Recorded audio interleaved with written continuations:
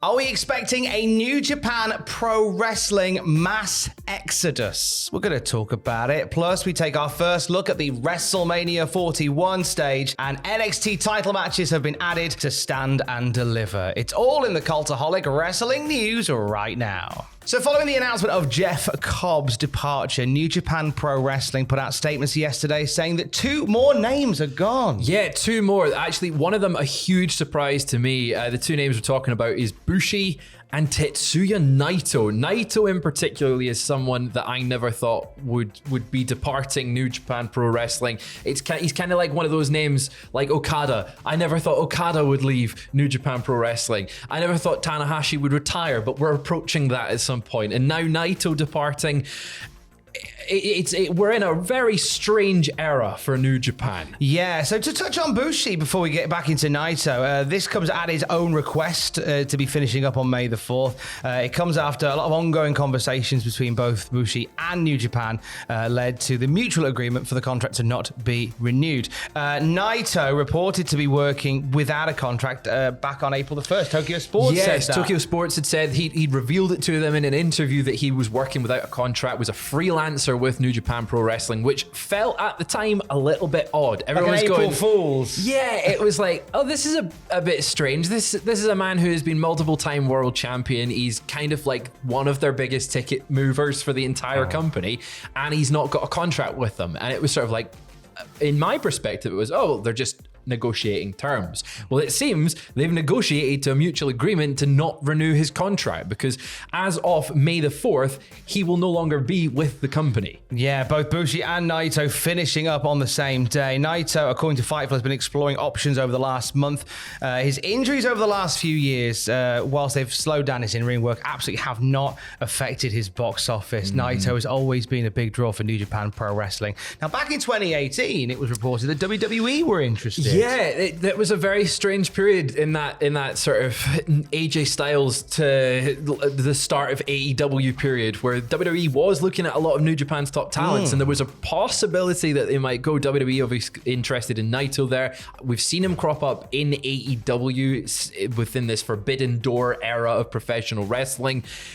I wouldn't be surprised if we see him pop up in AEW. I personally, despite The Rock's New Japan shirt the other day, don't see that as a sign that Naito's heading over there. Are these things connected? Yeah, the final boss is calling him. Now, obviously, there was mass exodus, seem extreme, but with Jeff Cobb going and also with the announcements of Bushi and Naito, Fightful has also had hints from sources that there may be more announcements to come because a number of names in New Japan are currently working without having signed new deals. We could be on the verge of a mass exodus from New Japan. We definitely could. The other name that springs to mind that we know that was working without a contract at the start of the year was Gabe Kidd, one of the top stars that they could have going in that spot that Naito is leaving, and you could have this whole resurgence of young talent coming up. I guess that we'll have to wait and see what the future holds for all of them, though. We're going to keep an eye on all of that at cultaholic.com. It is WrestleMania week, and we've had our first look as they are putting together that stage inside the stadium in Las Vegas. Thanks to Dynamite Joel WC, who grabbed this video of the stage in construction. Yeah. So what can we glean from this? To take from this, there is going to be LED panels. I know, revolutionary for a wrestling and WWE like panels show. On sticks, aren't they? They are on sticks. Now, obviously, it is still early in the construction stage. I say early. We've got a few days to go until the actual show itself. It looks like they're still in the process of building things and actually lifting things up and hoisting them up, because you had the big one that they have around the ring that goes up the top and up in the sky. That's still on the floor. But the stage looks quite big from what we can see. Like lots of LED panels, a big sort of structure. From the very small glimpses that we've had so far, it reminded me of SummerSlam 2008. Oh, good and I think shout. They're going to try and make it look like the Bellagio or something like that. Like one of the big hotels.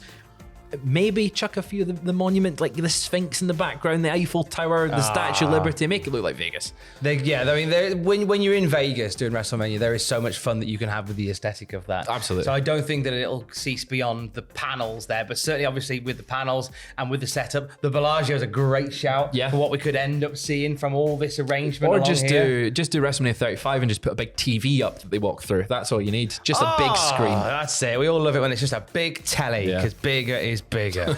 Also, your biggest critic on Twitter shared video from their hotel room in Vegas where you can see them testing out the light panel above the ring. There was light panels going off. You saw the flashing blue. Who could that be? We don't know. It could be anyone.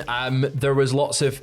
I saw tweets saying that there was lots of spotlights going over the top of the arena, the stadium, so that's maybe an indication that they're going to use spotlights at some point in the show. Who knows? There's so many things that can happen with lights. I say who does have quite a lot of blue in their entrance video. That'd be The Rock. The Rock does have... Yeah, he does have a lot of blue. A lot of electricity. Oh, that's it. Yeah. Oh, hey, look, we should stop being geeks and just enjoy the ride. But it's nice to look at as we get there. I reckon as the week goes on, we'll probably get more and more from that. And it'll start to take shape in the next couple of days. It kind of helps that the Allegiant Stadium has a massive glass panel that you can see through from a lot of the hotels.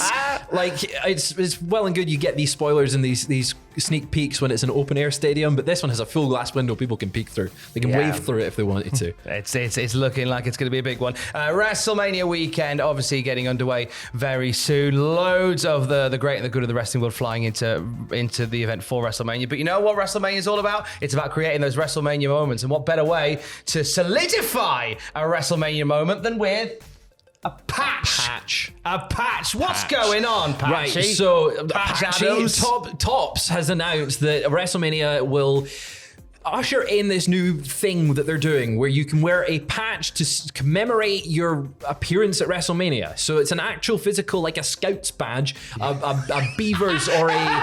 It's a Scouts badge. It's a Scouts badge. It's like they've completed their level 6 swimming or something. It's going to be attached to their boot and stitched onto their boot that is going to say WrestleMania 41. And then after the show, it's going to be taken off their boots and added to one of Tops's like trading cards, commemorative stamp things that they do. Or like it's going to be the big sashy or like their scout jumper. I had a scout jumper. I had some really good badges, I'll tell you. Oh mate, what was your best one? Health and safety, first aid. First aid, always health and safety first. Very good. So if you know, as the older member of Cultaholic, I'm just looking out for you. Yeah, that you've got your health and safety badge, and you can help me cross the street as well because I'm an old man. But they're not just getting patches for WrestleMania though, because anyone that makes their main roster debut on Raw or SmackDown will also have a debut patch that's also going to be stitched onto their boots, and that will then get taken off and it will be added to any of these commemorative things. Top Senior Vice President of Product, Clay Lorashi told The Athletic, "We worked with WWE on where to place the patches. Obviously, wrestling's very physical, so the likelihood for the patch to be pulled off is high. So we want to put it in the safest places, but at the same time, you want it to have in a place that's visible, so the fan can make the connection to what it is and what it means. So the boot, which is also something that's standard across almost all wrestlers, so it makes no sense. Now, I bet they're glad that like the likes of Solo Sikoa are actually wearing shoes now, because that would be painful." Stitching it into the skin. Come on, Solo. This is what we have to do. Yeah. So looking forward to post WrestleMania when you got your boot that's got your WrestleMania Raw debut. Helped an old woman pack her shopping. Yeah, I can tie a Celtic knot. I saw a lot of people criticizing some of this aspect on Twitter, being like, "You're wearing patches," but they do it in the Super Bowl. I think that specifically for WrestleMania, I think it's quite cool to have that as a commemorative thing. I just hope it's not too intrusive. Like if someone's got a themed outfit and then there's just a big WrestleMania patch, it would look a bit weird. That's why it's on the boot, because a lot of time the boots are one solid colour. So it will therefore not look as bad as Dragon Lee's WWE elbow pads, like his armbands the other day. You don't want to stitched into the attire anywhere. No. You know, it's So look out for them, and then you can get them in trading cards afterwards as well. Stand and Deliver takes place on Saturday. No badges for that, sadly. But we have finally they've done the lineup. They've done an AEW on us and just announced the entire lineup just days before the event. Which it's one way to go about it, and because I didn't know the card before this, no one did. Because we're no now one knew excited. the card. We're excited for this one because it. I think is a particularly strong looking card for an NXT show right now. I think Ethan Page versus Ricky Saints, which was announced on last night's show on NXT after Ethan Page won a fatal 4-way match to win earn the shot. That'll be a pretty decent match. We know that Ricky can go. Ethan can also go. It's going to be fun to see. But there's a lot of matches on this. Some of them multi-matches. Oh, a lot of multi-matches. The tag titles on the line as well, because we'll see Fraxium not defending against the Hardys, as I predicted foolishly. I thought it would be as well, I was yeah. expecting the Hardys. No, Hank and Tank getting the nod. And there's a method behind the madness, which Shawn Michaels explains in a bit. But also, when we talk of multi-man matches, we know that Thea Hale and Lola Vice have taken the last 2 spots in that North American Women's title ladder match, joining Zarya, Izzy Dame, Sol Ruka, and the former North American Women's Champion Kalani Jordan. That should be a chaos. bit of car crash fun. Absolutely. I'm excited to see Sol Ruka attempt a Soul Snatcher off of a ladder or something. Or something ridiculous that shouldn't be possible. She's gonna be a GIF-worthy addition to Stand and Deliver. Also, a #1 contenders match for the WWE Women's Tag Titles on the pre-show. A match on the pre-show. This is such a we're bizarro world. Go home, Shawn Michaels. What You're happens drunk. in Vegas stays in Vegas. It's not happening anywhere else.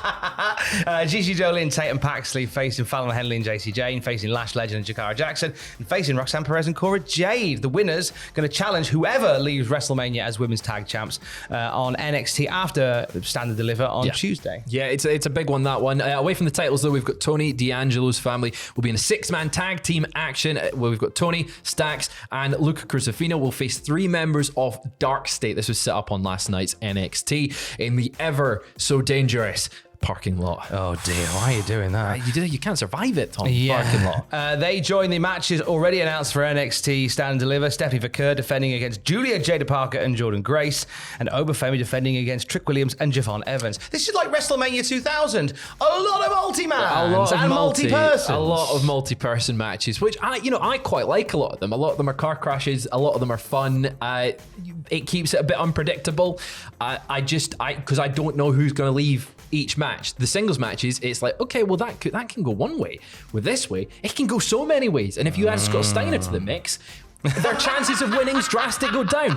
And the closest thing we've got there is Jordan Grace because of the sirens. That's true. And I think she's going to win that. I think she might as well. So there's a method behind the madness of so many multi-person matches. Shawn Michaels in an interview saying, we have a lot of multi-person matches at Stand and Deliver. A lot of people don't like that, but these young men and women work throughout the entire year, and not all of them get an opportunity to be on the PLEs. So we want to give as many people as we can an opportunity to perform on the biggest weekend. That's the reason people get into this line of work, is to have that experience and to have those moments. And we're hoping that we have a lot of standouts come Stand and Deliver on Saturday, April 19. I think that's a great way to look at it there from Shawn.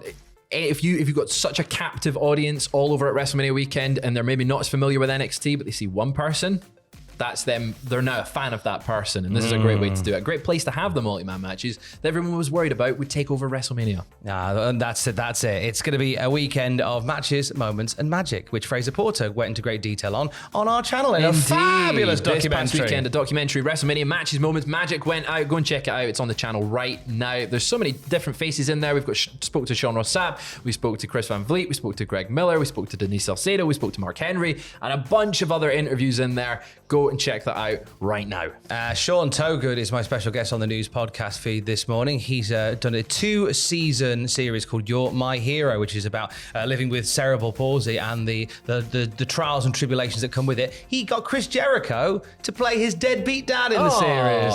So Sean and I have a good catch up and we talk about that. Sean's a big old wrestling geek as well, so it's good to catch up with Sean. You can hear that on our news podcast feed, and it's WrestleMania week, so of course 9 pitches for WrestleMania on the channel later today. What predictions? Predictions. We'll have the show, the reactions to the show, of course. We'll have what happened we'll have WTF. We'll have so much content. We'll have everything but sleep this weekend at Cultaholic Wrestling Towers PLC.